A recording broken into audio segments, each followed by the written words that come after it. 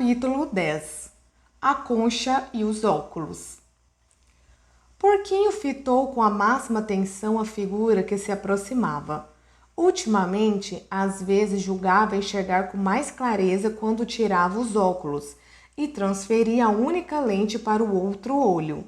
Mas, mesmo visto pelo olho bom, depois do que tinha acontecido, Ralph continuava inconfundível.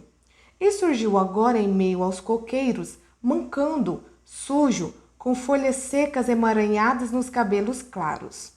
Um dos olhos estava fechado, com inchaço no rosto do mesmo lado, e uma imensa casca de ferida tinha surgido em seu olho direito. Fez uma pausa e olhou para a figura na plataforma. Porquinho, só ficou você? E mais uns pequenos. Eles não contam. Nenhum grande? Ah, Sam e Eric. Estão catando lenha. Mais ninguém? Não que eu saiba. Ralph subiu na plataforma com cuidado. A relva grossa ainda estava gasta no local onde os meninos costumavam se reunir. A concha branca ainda cintilava ao lado do assento polido. Ralph sentou-se na relva de frente para o assento do chefe e a concha. Porquinho ajoelhou-se à sua esquerda e por longo tempo ninguém disse nada. Finalmente Ralph limpou a garganta e sussurrou alguma coisa. Porquinho sussurrou em resposta. O que você disse? Ralph falou em voz alta. Simon! Porquinho não disse nada, mas assentiu com a cabeça, num gesto solene. Continuaram ali sentados, contemplando com a visão prejudicada o assento do chefe e a laguna cintilante. A luz verde e as manchas lustrosas de luz do sol brincavam em seus corpos maltratados. Finalmente, Ralph se levantou e foi até a concha. Pegou-a cuidadoso com as duas mãos e caiu de joelhos, encostando-se no tronco. Porquinho, o quê? O que é que a gente faz agora? Porquinho indicou a concha com o queixo. Você podia convocar uma reunião? Ralph riu ao dizer a palavra e Porquinho franziu o rosto. Você ainda é o chefe. Ralph tornou a rir. Ainda é, da gente. A concha está comigo. Ralph, para de rir assim. Escuta, para com isso. O que os outros vão achar? Ralph finalmente parou. Estava tremendo. Porquinho, o quê? Era o Simon. Você já falou? Porquinho. Foi assassinato. Para com isso, disse o Porquinho em voz aguda. Do que adianta você ficar falando desse jeito? Levantou-se de um salto e se pôs de pé ao lado de Ralph. Estava escuro e eles naquela dança maldita, com raios, trovões e chuva. A gente estava com medo. Eu não fiquei com medo, disse Ralph lentamente. Eu fiquei, nem sei de que jeito eu fiquei. A gente ficou com medo, disse Porquinho em tom estridente. Qualquer coisa podia ter acontecido. Qualquer coisa podia ter acontecido. Não foi isso que você disse? Gesticulava à procura de palavras mágicas. Ah, Porquinho! A voz de Ralph, grave e magoada, interrompeu os gestos de Porquinho, que se inclinou e ficou esperando. Ralph, com a concha nos braços, balançava o corpo para frente e para trás. Você não entendeu, Porquinho? As coisas que a gente fez. Ele ainda pode estar. Não. Pode estar só fingindo. A voz de Porquinho se calou quando ele viu o rosto de Ralph. Você estava do lado de fora, fora do círculo. Nunca chegou a entrar na roda e não viu o que a gente fez. O que eles fizeram? Sua voz estava cheia de horror e tomada ao mesmo tempo por uma espécie de animação febril. Não viu, Porquinho? Não vi direito. Hoje eu só enxergo por um olho. Você sabe disso, Ralph. Ralph continuava balançando para frente e para trás. Foi um acidente, declarou Porquinho de repente. Só isso, um acidente. Sua voz tornou a ficar aguda. Chegando no escuro, ele não tinha nada que chegar no escuro, se arrastando daquele jeito. Ele era meio doido. Foi tudo culpa dele mesmo. Fazia mais gestos largos. Foi um acidente. Você não viu o que eles fizeram. Escute, Ralph. A gente precisa esquecer essa história. Não vai adiantar de nada ficar pensando nisso. Você não vê? Estou com medo da gente. Quero voltar para casa. Ah, meu Deus. Quero voltar para casa. Foi um acidente, teimou Porquinho. E pronto. Encostou o dedo no ombro nu de Ralph, que estremeceu ao contato humano. E mais uma coisa, Ralph. Porquinho correu os olhos em volta, depois chegou mais perto.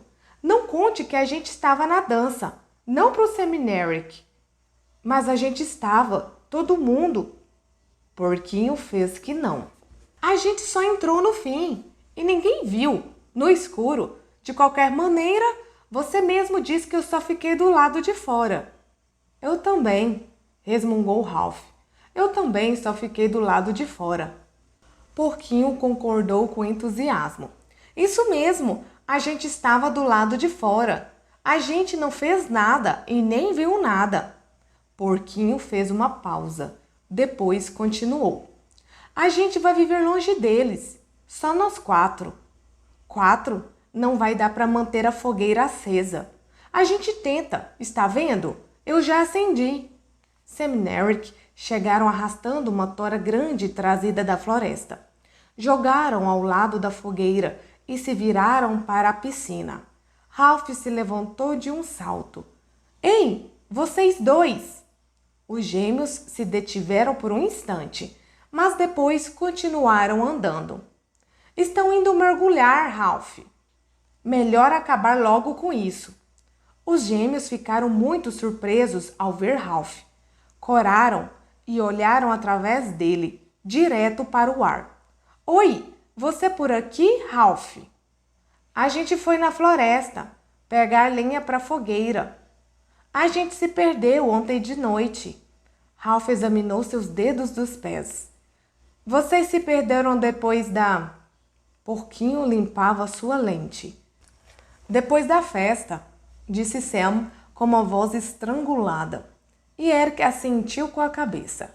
Isso mesmo, depois da festa.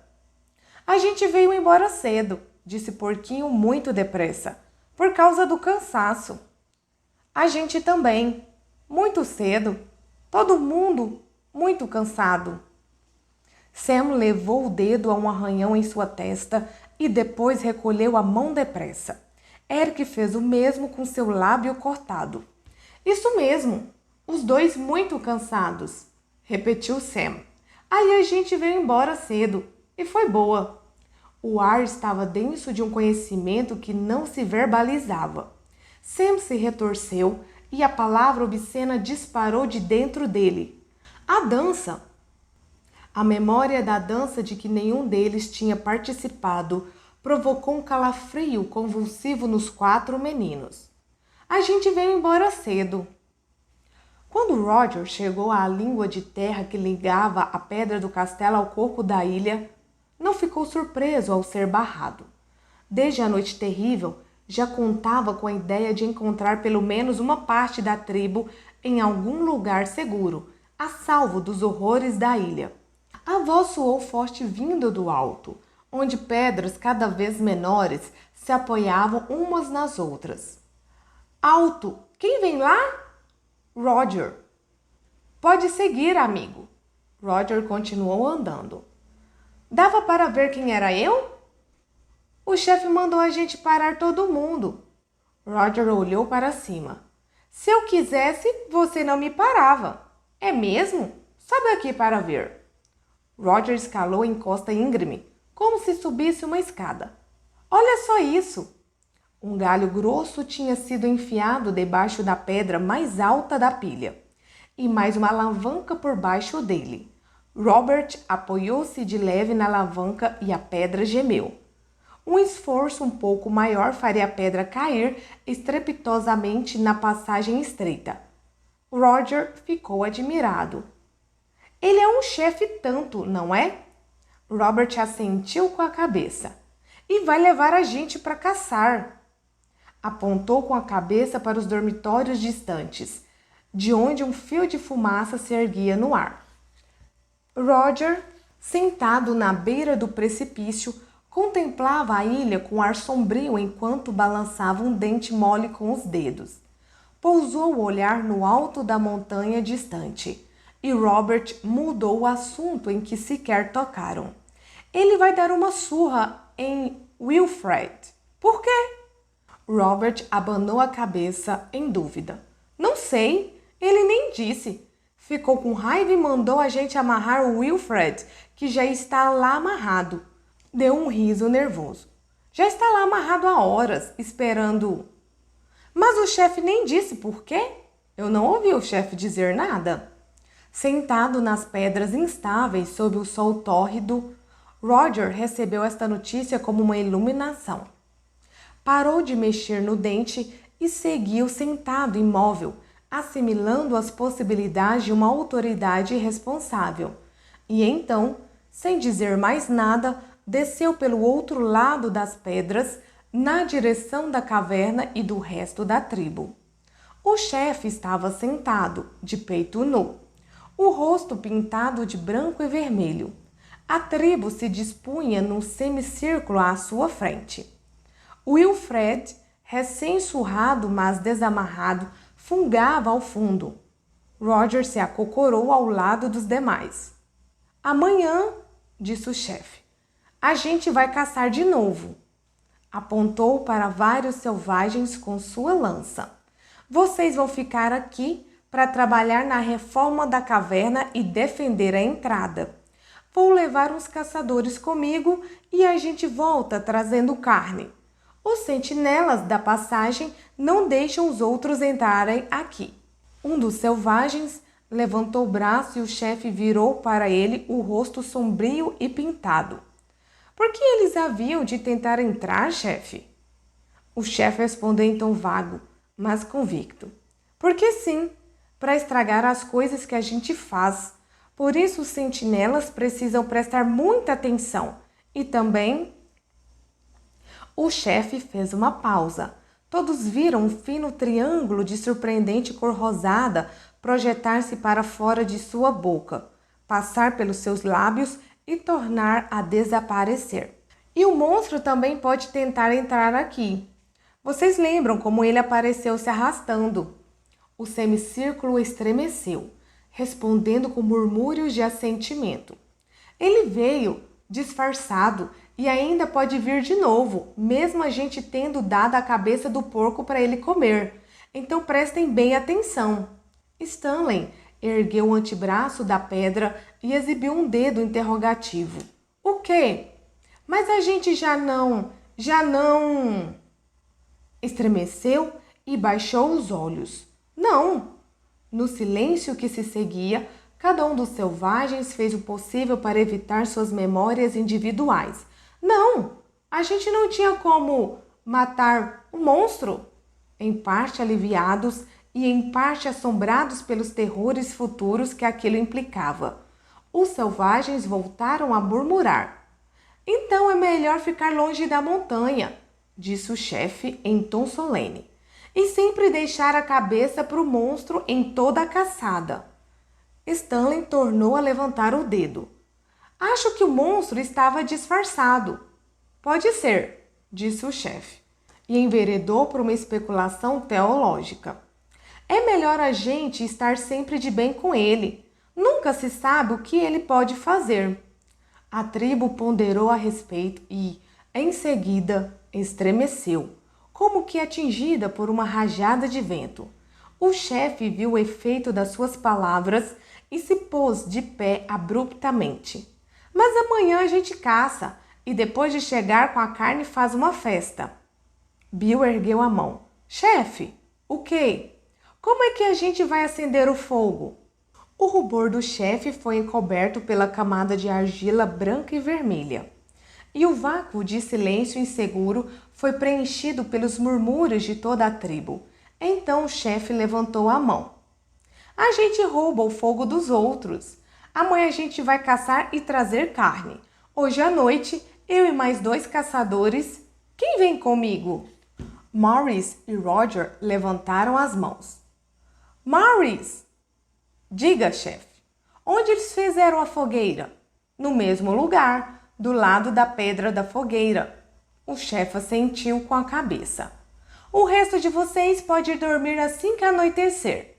Mas nós 3, Morris, Roger e eu, a gente tem uma missão. A gente sai daqui um pouco antes do pôr do sol. Morris ergueu a mão. Mas como vai ser se a gente encontrar... O chefe afastou a objeção com um gesto. A gente vai andando pela areia e se ele vier, a gente volta a fazer a nossa dança. Só nós 3? Mais uma vez, o murmúrio se ergueu e depois cessou. Porquinho entregou os óculos a Ralph e ficou esperando para recobrar a visão. A lenha estava úmida e já era a 3ª vez que acendia o fogo. Ralph estava de pé, falando sozinho. A gente não quer passar outra noite sem fogo. Correu os olhos em volta com ar culpado, fitando os 3 meninos a seu lado. Era a primeira vez que ele admitia a dupla função do fogo. Claro que a primeira era produzir a coluna de fumaça que funcionasse como sinal, mas a outra era fazer o papel de lareira e dar-lhes algum aconchego até adormecerem. Eric soprou os gravetos até voltarem a brilhar, produzindo uma pequena chama. Um fio de fumaça branca e amarela se ergueu no ar. Porquinho pegou os óculos de volta e contemplou a fumaça com prazer. Se a gente pudesse fabricar um rádio, ou um avião, ou um navio... Ralph vasculhou seus minguantes conhecimentos acerca do mundo. Os comunistas podem vir e prender a gente. Eric empurrou o cabelo para trás. Ia ser melhor do que... Mas não quis dizer nenhum nome. E Sam terminou a frase por ele indicando com a cabeça a outra ponta da praia. Ralph lembrou-se da figura desengonçada presa ao paraquedas. Ele disse alguma coisa, que era um homem morto, e corou dolorosamente pela confissão de que estava presente na hora da dança, e fez gestos de insistência na direção da fumaça. Não para, continua. A fumaça está ficando mais rala. A gente precisa de mais lenha, mesmo que molhada. A minha asma. A resposta foi automática. Dane-se a sua asa má. Se eu sair por aí carregando troncos, a minha asma piora. Não é que eu queira, Ralph, mas funciona assim. Os 3 meninos entraram na floresta e colheram grandes braçadas de lenha apodrecida. E mais uma vez a fumaça se ergueu, amarela e densa. Vamos pegar alguma coisa para comer. Juntos foram até as árvores frutíferas, carregando suas lanças, falando pouco, se fartando às pressas. Quando saíram da floresta, o sol se punha e só restavam brasas reluzindo na fogueira, sem produzir qualquer fumaça. Não aguento carregar mais lenha, disse Eric. Estou cansado. Ralph pigarreou. A gente não deixou a fogueira lá de cima se apagar. Mas lá em cima ela era pequena, aqui precisa ser grande. Ralph jogou um pedaço de lenha no fogo e ficou olhando para a fumaça que subia no fim da tarde. A gente não pode deixar a fogueira morrer. Eric desabou no chão. Estou cansado demais e não adianta nada mesmo. Eric, exclamou Ralph com uma voz chocada. Não fala assim. Sam se ajoelhou ao lado de Eric. Mas adianta alguma coisa? Ralph, indignado, tentava se lembrar. A fogueira tinha alguma vantagem, uma vantagem indiscutível. Ralph já disse 1000 vezes, interveio o porquinho irritado. Se não tiver fumaça, como é que vão vir resgatar a gente? É claro, se a gente não faz fumaça, e se acocorou diante dos outros na noite que escurecia. Vocês não entendem? Não adianta nada ficar sonhando com rádios e navios. Estendeu a mão e cerrou os dedos num punho. Só tem uma coisa que a gente pode fazer para sair dessa situação. Qualquer um pode brincar de caçador, qualquer um pode trazer carne. Olhou de rosto em rosto, então, no momento de maior exaltação e convicção, a cortina baixou em sua cabeça e ele se esqueceu de onde queria chegar. Ajoelhou-se, o punho cerrado, fitando solenemente cada um dos rostos. E então a cortina tornou a subir. Ah, sim, para a gente fazer fumaça. E quanto mais fumaça... Mas a gente não aguenta mais, olha só. A fogueira estava morrendo. 2 para cuidar do fogo, disse Ralph, em parte para si mesmo. Dá 12 horas por dia. Não dá para a gente trazer mais lenha, Ralph. Não no escuro, não de noite. A gente podia acender a fogueira todo dia de manhã, opinou Porquinho. No escuro ninguém mesmo ia ver a fumaça. Sam assentiu com entusiasmo.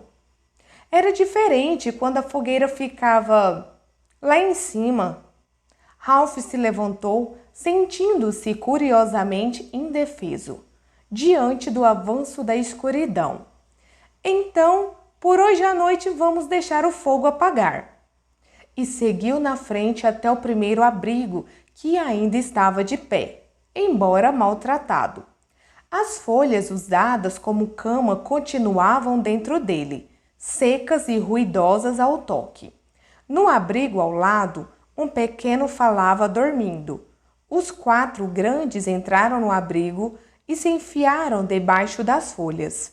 Os gêmeos se acomodaram juntos e Ralph e Porquinho do outro lado. Por algum tempo, escutaram os estalos e chiados com que as folhas respondiam às suas tentativas de acomodação. Porquinho, o quê? Tudo bem? Acho que sim. Depois de algum tempo, com a exceção de algum ruído ocasional, fez-se silêncio no abrigo. Um losango de escuridão salpicado de lantejoulas pendia diante deles. E ouvia-se o som cavo das ondas quebrando nos recifes. Ralph se acomodou para o desvaneio a que se entregava toda a noite. Faz de conta que a gente volta para casa de avião a jato. Assim, antes ainda de amanhecer, a gente chega àquele aeroporto grande em Wiltshire. Dali toma um ônibus. Não, para ser perfeito, pega o trem até Devon, onde eles tornam a alugar aquele chalé.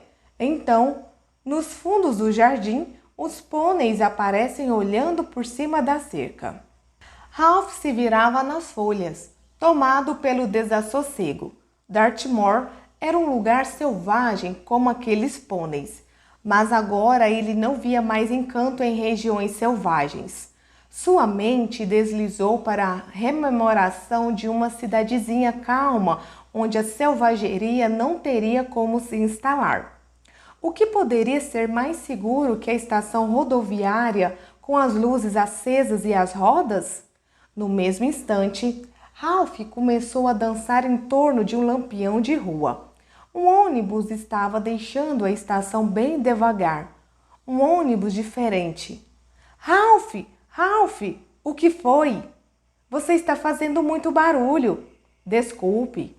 Da outra extremidade escura do abrigo, ouviram um gemido terrível e estraçalharam várias folhas no seu medo. Sam e Eric, presos num abraço, lutavam um com o outro. Sam! Sam! Ei, Eric! Em seguida, tudo voltou a se aquietar. Porquinho dirigiu-se a Ralph em voz baixa. A gente precisa ir embora daqui. De que jeito? Sendo resgatados. Pela primeira vez naquele dia, e apesar da escuridão compacta, Ralph deu um riso abafado. Estou falando sério, sussurrou Porquinho.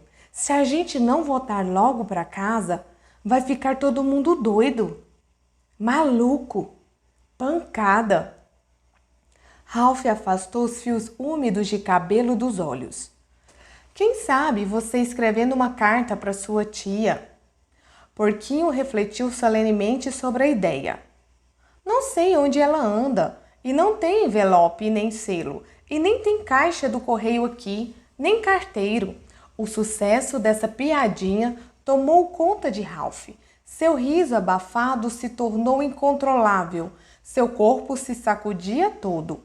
Porquinho se queixou com dignidade. Eu nem disse nada tão engraçado assim. Ralph continuava rindo, mesmo com uma dor no peito. Seus espasmos o deixaram exausto e ele ficou ali deitado, sem fôlego e tristonho, esperando o acesso seguinte. Durante uma dessas pausas, o sono o capturou de emboscada. Ralph, você está fazendo barulho de novo. Fica quieto, Ralph. Por quê? Ralph se remexeu entre as folhas. Tinha bons motivos para agradecer a interrupção do seu sonho, porque o ônibus estava chegando cada vez mais perto e ficando mais nítido. Por quê? Cala a boca e escuta. Ralph se acomodou com todo o cuidado, produzindo um suspiro discreto das folhas. Erk gemeu alguma coisa e depois se calou. A escuridão, salvo pelo inútil losango estrelado, era densa como um cobertor. Não escutei nada. Alguma coisa está andando aí fora. Os cabelos se arrepiaram na cabeça de Ralph. O som do seu sangue abafou todo o resto e depois ficou mais fraco. Ainda não estou ouvindo nada. Presta atenção. Fica um tempo escutando. Claramente, enfaticamente, e a apenas 1 metro dos fundos do abrigo, um graveto se partiu. O sangue tornou a rugir nos ouvidos de Ralph. Imagens confusas se sucederam em sua mente. Alguma combinação dessas coisas estava rondando os abrigos. Sentiu a cabeça de Porquinho encostada em seu ombro e a mão convulsa que a agarrava à sua. Ralph! Ralph! Cala a boca e escuta! Em desespero, Ralph desejou que o monstro preferisse meninos pequenos. Uma voz sussurrou horrivelmente do lado de fora. Porquinho! Porquinho! Ele veio! Arquejou Porquinho. Ele existe de verdade! Agarrou-se a Ralph num esforço para respirar. Porquinho, vem para fora! É você que eu quero, Porquinho! A boca de Ralph colou na orelha de Porquinho. Não diga nada. Porquinho, onde é que você está, Porquinho? Alguma coisa roçou os fundos do abrigo. Porquinho ficou imóvel mais um momento. Depois foi atacado pela asma. Arqueou as costas e desabou entre as folhas. Ralph rolou para longe dele. Então ouviu rosnados terríveis na entrada do abrigo e a investida de coisas vivas. Alguém tropeçou em Ralph e o canto onde estava Porquinho se transformou num emaranhado de grunhidos, pancadas, pernas e braços em movimento. Ralph acertou um soco. Em seguida, ele e o que lhe parecia ser uma dúzia de outros rolavam pelo chão, trocando murros, mordidas, arranhões. Sentiu cortes e pancadas e dedos enfiados em sua boca, que mordeu com toda a força. Um punho tomou distância e voltou como um pistão, fazendo todo o abrigo explodir em luz. Ralph torceu o corpo para o lado, montado num outro corpo que se debatia, e sentiu um hálito quente em seu rosto. Começou a esmurrar aquela boca, usando seu punho fechado como um martelo. Golpeava com uma histeria cada vez mais intensa, enquanto o rosto ia ficando escorregadio. Um joelho deu-lhe um golpe entre as pernas e ele tombou de lado, vencido pela dor, enquanto a luta se transferia para cima dele. Então o abrigo desabou, em meio a um fragor sufocante, e as formas anônimas começaram a se debater para desembaraçar-se e ir embora. Figuras de sombra se livraram dos destroços do abrigo e se afastaram, até deixarem novamente audíveis os gritos dos pequenos e os arquejos de Porquinho. Ralph falou numa voz trêmula. Vocês, pequenos, vão dormir de novo. Foi uma briga com os outros. Agora vão dormir. Sam e Eric se aproximaram e olharam para Ralph. Vocês dois estão bem? Acho que sim. Eu levei uma surra. Eu também. E o porquinho? Carregaram o porquinho para fora da cabana desmoronada e o encostaram numa árvore. A noite estava fresca e livre de terrores imediatos. A respiração de Porquinho estava um pouco mais fácil. Você se machucou, Porquinho? Não muito. Eram o Jack e os caçadores dele, disse Ralph em tom amargo, porque eles não deixam a gente em paz. Mas a gente deu uma boa resposta a eles, disse Sam, e a honestidade o obrigou a completar. Pelo menos você deu. Eu me encolhi no canto. Eu dei umas boas porradas num deles, disse Ralph. Bati bastante. Esse não vai querer voltar tão cedo para brigar com a gente. Eu também, disse Eric. Quando eu acordei, um deles estava chutando a minha cara. Acho que estou com a cara ensanguentada, Ralph. Mas no fim, eu acabei com ele. E o que você fez? Levantei o joelho com força, disse Eric com um orgulho direto. E dei bem nos ovos dele. Você devia ter ouvido o berro que ele deu. Esse também não vai voltar tão cedo. No fim das contas, a gente nem se saiu muito mal. Ralph se deslocou de repente no escuro. Então ouviu Eric mexendo na própria boca. O que foi? Só um dente mole. Porquinho levantou as pernas. Você está bem, Porquinho? Achei que eles queriam a concha. Ralph correu pela praia clara e pulou para a plataforma. A concha ainda cintilava ao lado do assento do chefe. Ficou olhando algum tempo e voltou para junto de Porquinho. Eles não levaram a concha. Eu sei, não era a concha que eles queriam. Era outra coisa, Ralph. O que eu vou fazer agora? Mais adiante, no arco de areia da praia, 3 figuras corriam na direção da pedra do castelo. Mantinham-se à distância da floresta e perto da água. De tempos em tempos cantavam baixinho. De tempos em tempos viravam cambalhotas na faixa móvel de fosforescência. O chefe seguia à frente, correndo devagar, mas em ritmo constante, exultando com sua façanha. Agora era um chefe de pleno direito e desferia estocadas no ar com a sua lança. Da sua mão esquerda pendiam os óculos de Porquinho.